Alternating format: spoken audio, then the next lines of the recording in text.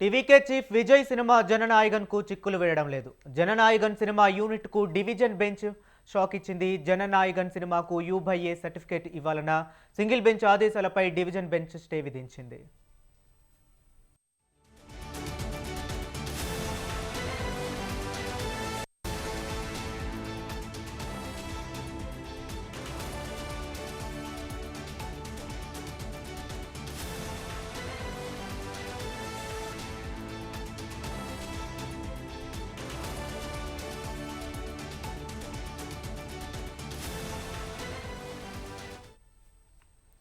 Breaking news చూస్తున్నాం. TVK chief Vijay cinema Jananayagan కు చిక్కులు వేయడం లేదు.